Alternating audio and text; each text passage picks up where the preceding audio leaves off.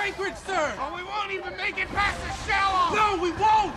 What about that island? 3 miles east?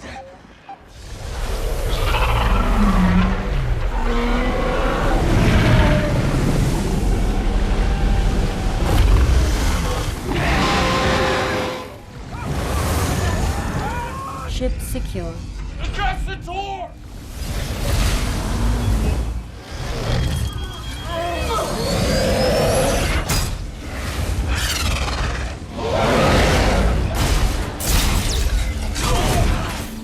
Hey guys, what's happening? Niyat here with Film Comics Explained. As requested, I'm currently working on 2 videos for the weekend, one looking at the hybrid Terminator featured in Salvation, and the other going through the best worst movie of all time and Tommy Wiseau's masterpiece, The Room. But in the meantime, I thought it might be fun to dive back into our creature and monster breakdowns by exploring KNIFEHEAD, the Category 3 Kaiju featured in Guillermo del Toro's Pacific Rim.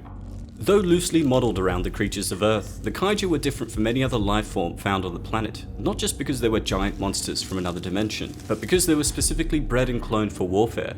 This made the monsters incredibly versatile, malleable, and quick to produce, and with each engagement with the Jaegers, the Precursors adapted their creatures to overcome whatever advancements in Jaeger technology was used to bring their brethren down. The monsters were also forced to fight one another in the Anteverse, in a tournament that would make Charles Darwin proud, with only the winners being cloned and sent through the breach. One Kaiju that was able to pass this test after single-handedly defeating 3 other Kaiju was KNIFEHEAD. Extremely large and aggressive, KNIFEHEAD was one of the many heavily built interdimensional beasts of war sent by the Precursors through a portal beneath the Pacific Ocean known as the Breach to lay waste to the human race. The largest Category 3 Kaiju encountered at the time of its emergence from the breach, KNIFEHEAD was a colossal beast that stood at the height of 315 feet and weighed over 4,700 tons. Protected by a large organic shell on its back, the Kaiju resembled the rare deep-sea goblin sharks of Earth with its signature elongated snout distinguished by its bright yellow lines that streaked across its grey body.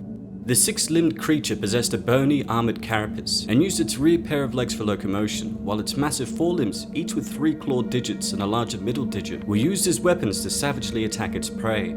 Atop the centre of its head resided a blowhole that forcefully expelled air whenever it resurfaced from the water, and because the homeworld of the Precursors was void of any oceans, this indicated that the aliens had done a lot of research on the planet Earth prior to their invasion attempt.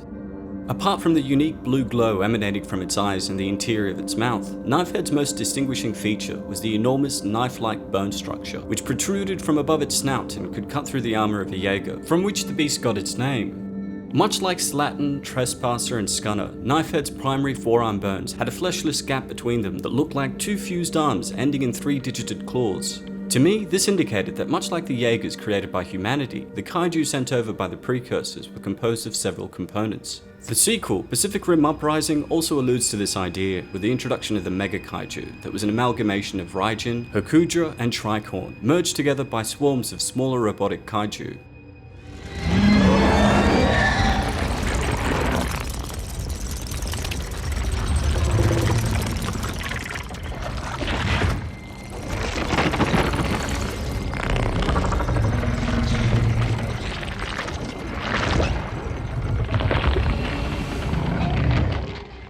In the film, KNIFEHEAD emerged from the breach and headed for Anchorage, Alaska, where it was intercepted by the Mark III Jaeger Gypsy Danger, piloted by the Beckett brothers. The Kaiju was so gigantic that a fishing vessel mistook it for an island until it started moving towards them at great speed during a storm. In the ensuing fight, Gypsy Danger was able to deliver an uppercut, followed by a 2-handed smash, leading to KNIFEHEAD instinctually lunging and catching the Jaeger's left arm with its teeth. Danger then fired 3 blasts with its plasma caster, making it fall backward and sink out of sight. While the pilots and their crew back at the Anchorage Shadow Dome believed it to be dead, KNIFEHEAD re-emerged and began directly going for the pilots by attacking Danger's con-pod.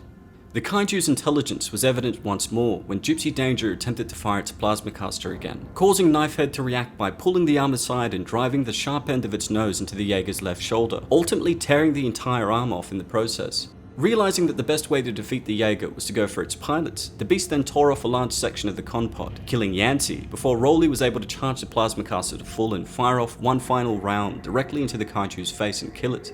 This engagement between KNIFEHEAD and Gypsy Danger marked a turning point in the Kaiju War. In all previous battles between the Jaegers and the alien invaders, the Kaiju had been unthinking brutes, easily defeated by the intelligence, weaponry, and tactics of the Rangers and their Jaegers. But KNIFEHEAD was the first Kaiju to display overt intelligence and cunning. Subsequent engagements over the next 5 years demonstrated the Kaiju's increasing powers, intelligence, and their ability to adapt to the Jaeger's weapons and their pilots' tactics. So much so that during a subsequent battle between the repaired Gypsy Danger and Leatherback, after defeating the Kaiju, Beckett insisted on checking its pulse instead of presuming it was dead, an error that had previously taken the life of his brother.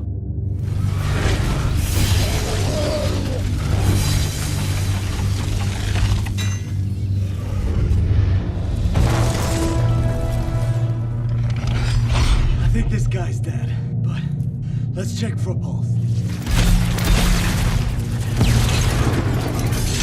No pulse. Well, that's all for today, folks. A big thanks to all of you guys who requested a breakdown of KNIFEHEAD. Don't forget to hit subscribe and click the notification icon to stay up to date on all my content. And if there's anything else you'd like to request, please don't hesitate to ask. As always, it's been a pleasure. Niyat here with Film and Comics Explained. Thanks for stopping by. Grab the boat and get out of there now!